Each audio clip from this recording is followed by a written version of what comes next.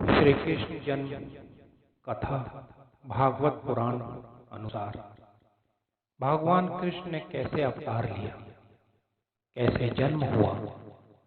कुछ लोगों का मानना है भगवान श्री कृष्ण हमारे जैसे ही माँ के गर्भ से पैदा हुए, हमारे जैसे मनुष्य थे, परंतु वास्तविकता कुछ और है। जन्म शब्द बना है जनी धातु से, और जनी का अर्थ होता है प्रादुर्भाव, अर्थात प्रकट होना, दोबारा नए सिरे से अस्तित्व में आना।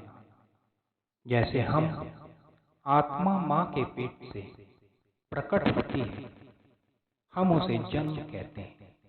आत्मा किसी दिन पैदा नहीं होती, किसी दिन उसका निर्माण नहीं होता। आत्मा सदैव है, सदा से है। हम आत्मा माँ के पेट से प्रकट होते हैं, तो प्रकट होने को जन्म लेना कहा गया है। भागवत पुराण के अनुसार श्री शुक्रदेव जी कहते हैं परीक्षित महाराज को, उस समय लाखों दैत्यों के दल घमंडी राजाओं का रूप धारण कर अपने भारी भार से पृथ्वी को आक्रांत कर रहा था। उससे त्राण पाने के लिए पृथ्वी देवी ब्रह्मा जी की शरण में गए। पृथ्वी देवी ने उस समय गौ का रूप धारण किया हुआ था। उसके नेत्रों से आंसू बह रहे थे। ब्रह्मा जी ने बड़ी सहानुभूति के साथ उनकी गाथा सुनी। उसके बाद भगवान ब्रह्मा स्वर्ग के अन्य देवताओं के साथ गौ को अपने साथ लिए क्षीर सागर के तट पर गए।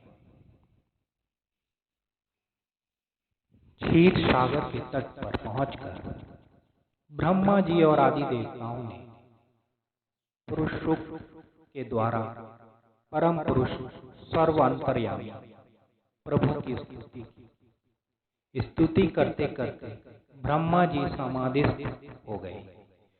उन्होंने समाधि अवस्था में आकाशवाणी सुनी।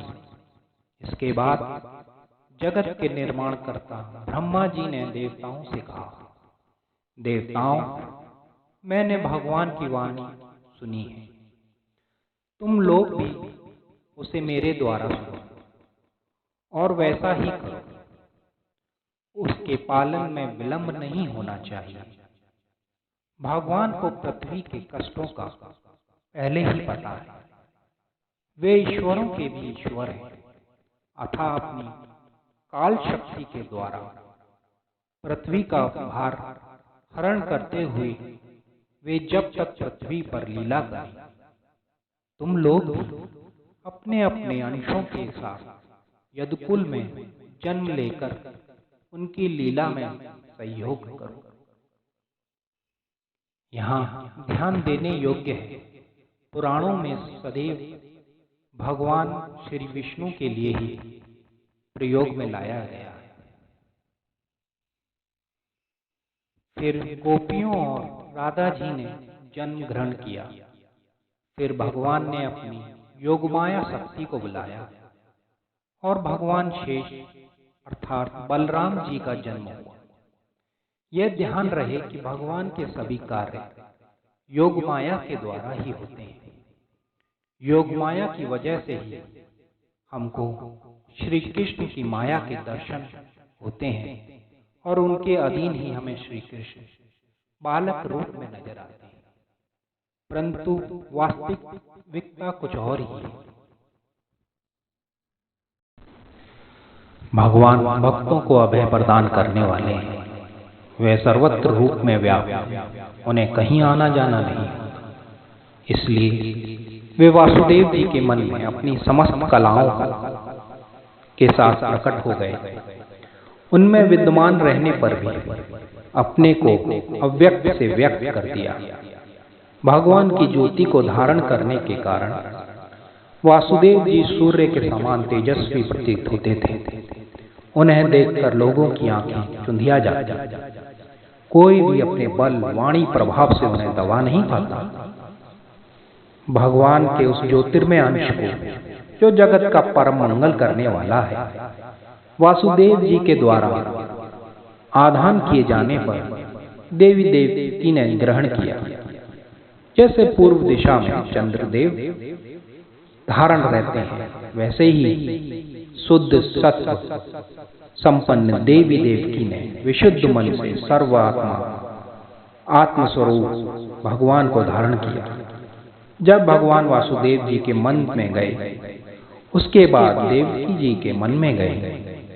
फिर वहां से भगवान ने वही अनुभव मां देवकी को दिया जैसे किसी गर्भधारण स्त्री को होता है। ऐसा होते ही भगवान शंकर ब्रह्मा जी कंस के उस कारागार में आए।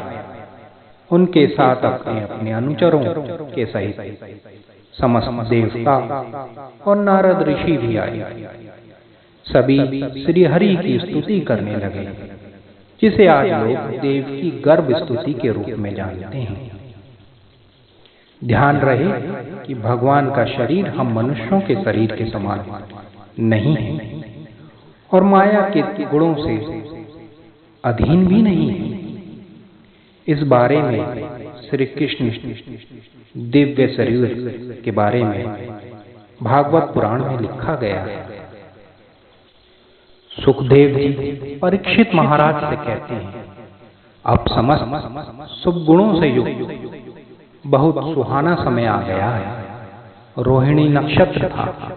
आकाश में सभी नक्षत्र ग्रह तारे शांत सौम्य हो गए। दिशाएं स्वच्छ प्रसन्न थी। निर्मल आकाश में तारे जगमगा रहे थे। पृथ्वी के बड़े बड़े नगर, छोटे छोटे गांव, बस्तियां, हीरे आदि की खाने मंगलमय हो रही थी। नदियों का जल निर्मल हो गया। रात्रि के समय भी सरोवरों में कमल खिल रहे थे। वन में वृक्षों की पत्तियां रंग बिरंगे पुष्प गुच्छों से लग गई थी।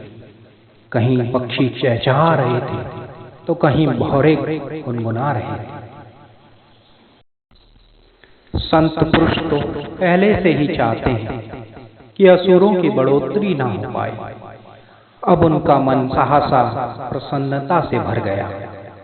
जिस समय भगवान ने जन्म लेने का अवसर आया, स्वर्ग से देवताओं ने दुंदुभी बजाई, किन्नर गंधर्वों ने गायन गाए, सिद्ध और चारण भगवान के मंगलमय गुणों की स्तुति करने लगे। अप्सराएं नाचने लगी। बड़े बड़े देवता ऋषि मुनि आनंद से भरकर पुष्पों की वर्षा करने लगे। जल से भरे हुए बादल समुद्र के पास जाकर गर्जना कर बरसने लगे। जन्म मृत्यु के चक्र से छुड़ाने वाले जनार्दन के अवतार का समय था। निश्चित चारों ओर अंधकार का साम्राज्य था। उसी समय सबके हृदय में विराजमान भगवान विष्णु देव रूपणी देविका देवकी जी के गर्भ से प्रकट हुई। जैसे पूर्व दिशा में 16 कलाओं से पूर्ण चंद्रमा का उदय हो गया। वासुदेव जी ने देखा, उनके सामने एक अद्भुत बालक है। उसके नेत्र कमल के समान कोमल और विशाल हैं। 4 सुंदर हाथों में शंख, गदा, चक्र, कमल लिए हुए हैं। वृक्ष स्थल पर श्रीवास्ती का चिन्ह अत्यंत सुंदर स्वर्णमयी रेखा है। गले में कौस्तुभ मणि झिलमिला रही है। वर्षाकालीन मेघों के समान परम सुंदर श्यामल शरीर और मनोहर पीतांबर फहरा रहा है। बहुमूल्य वैदुर्य मणि के किरीट और कुंडल की कांति से सुंदर सुंदर घुंघराले बाल वाले सूर्य की किरणों के समान चमक रहे हैं। कमर में चमचमाती करधनी की लड़ियां लटक रही हैं। बाहों में बाजूबंद, कलाइयों में अंग शोभायान है। इन सब आभूषणों से सुशोभित बालक के अंग अंग में ऐसी अनोखी छटा छिटक रही है। जब वासुदेव जी ने देखा कि मेरा पुत्र स्वयं भगवान ही आए हैं, तब पहले तो उन्हें असीम आश्चर्य हुआ, फिर आनंद से उनकी आंखें खिल उठी, उनका रोम रोम परमानंद में मग्न हो गया। श्री कृष्ण जन्मोत्सव मनाने की उतावली में उन्होंने उसी समय ब्राह्मणों के लिए 10,000 गायों को संकल्प कर लिया। परीक्षित महाराज भगवान कृष्ण अपनी अंग कांति से सूतिका ग्रह को जगमगा रहे थे।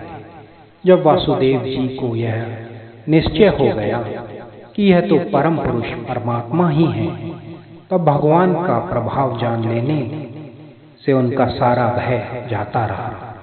अपनी बुद्धि स्थिर कर उन्होंने भगवान के चरणों में अपना शीश झुका दिया, फिर हाथ जोड़कर उनकी स्तुति करने लगे।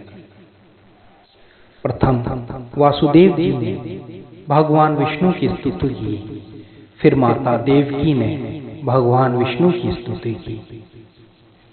माता देवकी ने कहा, प्रभु आप ही भक्त भयहारी हैं और हम लोग इस दुष्ट कंस के भय से भयभीत हैं, अतः आप हमारी रक्षा कीजिए। आपका यह चतुर्भुज दिव्य स्वरूप ध्यान की वस्तु है।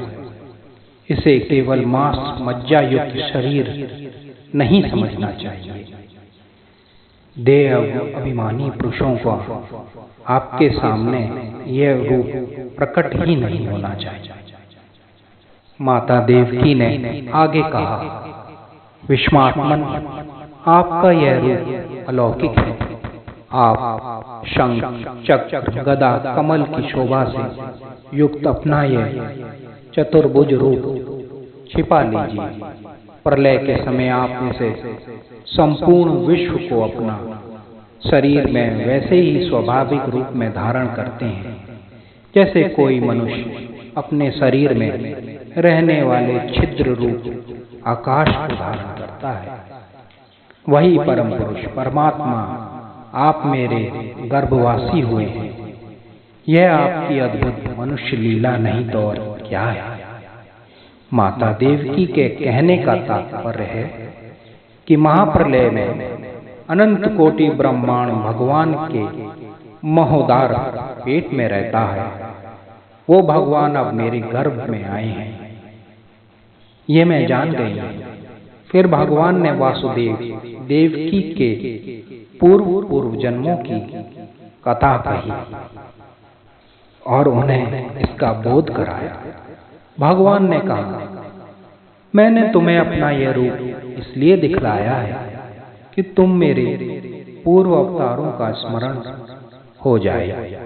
यदि मैं ऐसा नहीं करता तो केवल मनुष्य रूप से मेरे अवतरण की पहचान ही ना हो पाती। तुम दोनों मेरे प्रति पुत्र भाव तथा निरंतर भक्ति भाव ब्रह्म भाव रखना। इस प्रकार वात्सल्य स्नेह और चिंतन द्वारा तुम मेरे परम पद की प्राप्ति होगी। सुखदेव जी आगे कहते हैं, भगवान इतना कहकर चुप हो गए। अब उन्होंने अपनी योग माया से पिता माता को देखते देखते तुरंत ही एक साधारण शिशु का रूप धारण कर तब वासुदेव जी ने भगवान की प्रेरणा से अपने पुत्र को लेकर सूतिका ग्रह से बाहर निकलने की इच्छा की। उसी समय नंद पत्नी यशोदा के गर्भ से योग माया का जन्म, जो भगवान की शक्ति होने के कारण उनके समान ही जन्म रहित है। यह ध्यान रहे जैसे भगवान श्री कृष्ण का जन्म हुआ, वैसे ही भगवान की शक्ति योग माया का जन्म हुआ। क्योंकि सुखदेव जी स्पष्ट रूप से कहते हैं कि नंद पत्नी यशोदा के गर्भ से उस योग माया का जन्म हुआ जो भगवान की शक्ति है और उनके समान ही जन्म रहित है। भगवान के समान कोई वस्तु नहीं है। इसलिए अगर कोई वस्तु भगवान के समान ऐसा लिखा भी हो तो उसे भगवान ही मानना चाहिए। फिर द्वारपाल सो गए।